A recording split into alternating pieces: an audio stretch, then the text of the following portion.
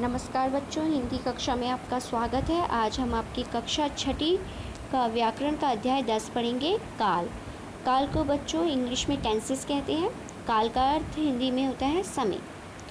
तो इसकी परिभाषा देखते हैं। क्रिया के जिस रूप द्वारा उसके करने या होने के समय का पता चलता है उसे काल कहते हैं।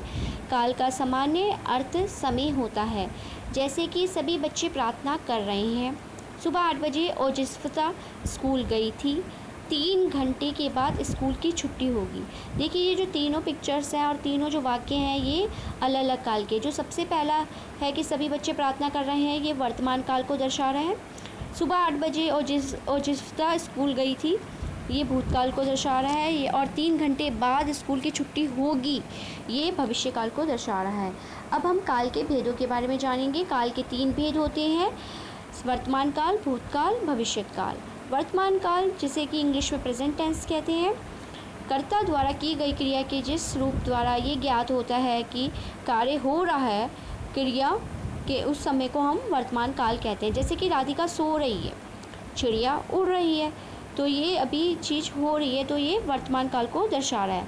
वर्तमान काल के भी 3 भेद होते हैं बच्चों: सामान्य वर्तमान काल, अपूर्ण वर्तमान काल और संदिग्ध वर्तमान काल। देखिए सामान्य वर्तमान काल कैसे होते हैं? जिन वाक्यों के द्वारा क्रिया के सामान्य रूप का बोध होता है उसे हम सामान्य वर्तमान काल कहते हैं। जैसे कि मोर नाचता है, राम जाता है, लखन वन जाता है। देखिए जिसके भी अंत में ता ती लग रहे हैं, ये कौन से काल में आएंगे? सामान्य वर्तमान काल में आएंगे। अपूर्ण वर्तमान काल में जहाँ पे भी समय में क्रिया के जिस रूप द्वारा कार्य के निरंतर होते रहने की क्रिया का पता चल रहा है उसे हम क्या कहेंगे? अपूर्ण वर्तमान काल। अपूर्ण वर्तमान काल में जैसे कि मोहन नहा रहा है, इसमें रहा है रही लगा होगा। चारों तरफ पुलिस लग रही है, तो ये कौन सा काल हुआ बच्चों? अपूर्ण वर्तमान काल। संदिग्ध वर्तमान काल, जिन वाक्यों के द्वारा चल रहे समय में हो रही क्रियाओं के प्रति संदेह प्रकट किया जाता है। संदेह जिसमें डाउट होता है, जैसे कि शायद रेणु कनाडा से आ रही है, शायद दाल में नमक नहीं डाला, तो ये कौन सा काल हुआ? संदिग्ध वर्तमान काल। तो हमने वर्तमान काल के तीनों कालों के बारे में जाना: सामान्य वर्तमान काल, अपूर्ण वर्तमान काल और संदिग्ध वर्तमान काल। अब हम भूतकाल के बारे में जानेंगे। क्रिया के जिन रूप द्वारा बीते हुए समय के कार्य के संपन्न होने का ज्ञात होता है उसे हम भूतकाल कहते हैं, जो समय बीत गया है। जैसे कि उदाहरण दे रखा है: भगवान कृष्ण द्वारा पापी कंस का वध हुआ था, वीर बजरंगी ने तपते हुए सूर्य को निगल लिया था। तो ये सारी जो बातें हैं ये सब भूतकाल में हुई थी। अब देखिए भूतकाल के भी 6 भेद पाए गए हैं। देखिए वर्तमान काल के 3 भेद पाए गए थे और जो भूतकाल है उसके 6 भेद कौन कौन से हैं?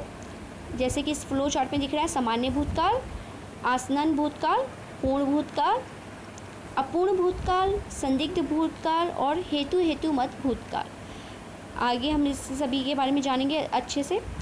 देखिए सामान्य भूतकाल, जिन वाक्यों के द्वारा क्रिया के पूर्ण होने के सामान्य रूप से विवरण प्राप्त हो उसे हम सामान्य भूतकाल कहते हैं। जैसे कि मैंने किताब पढ़ी, राखी घर आई थी, तो ये चीज़ सामान्य हो रही है, जो मतलब कि सामान्य भूतकाल में आएगी।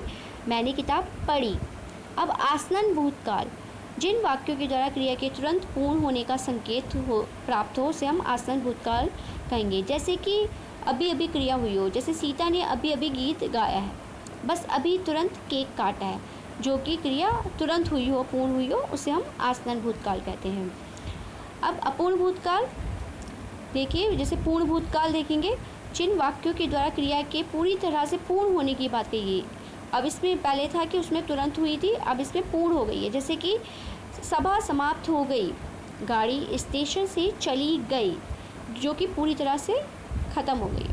अब जैसे अपूर्ण भूतकाल है, जिन वाक्यों के द्वारा शुरुआत में पूर्णता के विषय में स्पष्ट रूप से कुछ नहीं कहा गया हो उसे हम अपूर्ण भूतकाल कहते हैं। जैसे कि बच्चों, जैसे उदाहरण है: कल्याणी स्वेटर बुन रही थी, पंडित कथा कह रहे थे, तो इसमें मतलब कि काम हो रहा था, तो ये कौन सा होगा? अपूर्ण भूतकाल।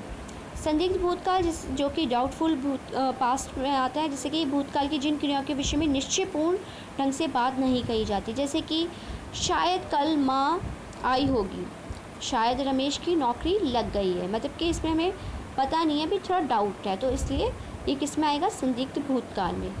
अब आते हैं हेतु हेतु मत भूतकाल। जिन वाक्यों के द्वारा भूतकालीन क्रियाओं में किसी शर्त को रखा गया हो उसे हेतु हेतु भूतकाल कहते हैं। जैसे कि यदि उदाहरण देखते हैं, यदि तुम मेहनत से पढ़ते तो अवश्य पास हो जाते, बारिश हो जाती तो धान सूखने से बच जाता, जिसमें कि आपको शर्त रखी गई अगर पढ़ते तो पास होते। अब इस प्रकार से हमने देखा ये 6 भेद जाने। अब हम आएंगे अपने भविष्यत काल में। देखिए आखिरी जो काल है भविष्यत काल, जिसे हम इंग्लिश में फ्यूचर टेंस कहते हैं। कर्ता के द्वारा होने वाली वे क्रिया जो आने वाले समय में होंगी या की जाएंगी उसे हम भविष्यत काल कहते हैं। क्रिया, इसकी परिभाषा देखते हैं। क्रिया के जिस रूप से ये पता चलता है कि कार्य आने वाले समय में होगा उसे हम भविष्य काल कहते हैं। तो भविष्य काल के बारे में जानेंगे। देखिए भविष्य काल में देखिए जैसे उदाहरण है, मैं कल कार खरीद लाऊंगा। और एक बच्चा है, ये दूसरा देख रहे पिक्चर में, ओम कल मेला देखने जाएगा। तो वो अभी सोच रहा है कि मैं ये काम करूँगा और ये करूँगा, तो ये भविष्यत काल में आएंगे। जैसे भविष्य काल के भी 3 भेद होते हैं, सामान्य भविष्यत काल, संभाव्य भविष्यत काल और हेतु हेतु मत भविष्यत काल। सामान्य भविष्यत काल में बच्चों जिन वाक्यों के द्वारा सामान्य रूप से होने वाली क्रियाओं को वर्णित किया जाता है उसे हम सामान्य भविष्य काल कहते हैं। जैसे कल भी पानी बरसेगा, कल भी रात होगी, जो कि सामान्य बात है कि जैसे कल भी सूरज उगेगा, कल भी रात होगी, तो ये सामान्य वाली बात है, सामान्य भविष्य काल में आएंगे। अब ऐसी है संभाव्य भविष्य काल, जैसे फ्यूचर डाउटफुल कहेंगे जिन वाक्यों के द्वारा आने वाले समय में होने वाली क्रियाओं पर संदेह की संभावना व्यक्त की जाती है उसे हम क्या कहते हैं? संभाव्य भूतकाल, संभाव्य भविष्यत काल। वह संभाव्यता जैसे कि शायद कल भी बारिश हो, शायद कल स्कूल में छुट्टी हो, तो मतलब कि डाउटफुल है कि कल शायद बारिश हो।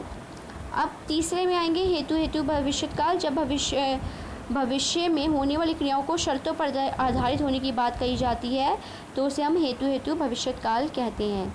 जैसे कि कहें कि जब भविष्य में होने वाली 2 क्रियाएं एक साथ घटने की संभावना होती है उसे हम हेतु हेतु भविष्यत काल कहते हैं। जैसे कि उदाहरण है, यदि पुलिस आ गई तो तुम्हारी चोरी पकड़ी जाएगी, यदि पैसे होते तो मैं अपने लिए बंगला खरीदता। तो इसमें एक बात पर एक क्रिया पर दूसरी क्रिया डिपेंड है, तो ये किस में आएंगे? सामान्य भविष्यत काल में आएंगे। तो हमने जाना बच्चों भविष्य मतलब कि तीनों कालों के बारे में जाना। पहले काल का अर्थ जाना कि काल का अर्थ समय होता है और काल के 3 भेद होते हैं, वर्तमान काल, भूतकाल और भविष्य काल। फिर उसके सभी के बारे में जाना विस्तारपूर्वक। इस प्रकार आप इसका अभ्यास कार्य भी अवश्य कर पाएंगे। तो आशा करती हूँ आपको समझ में आया होगा। धन्यवाद।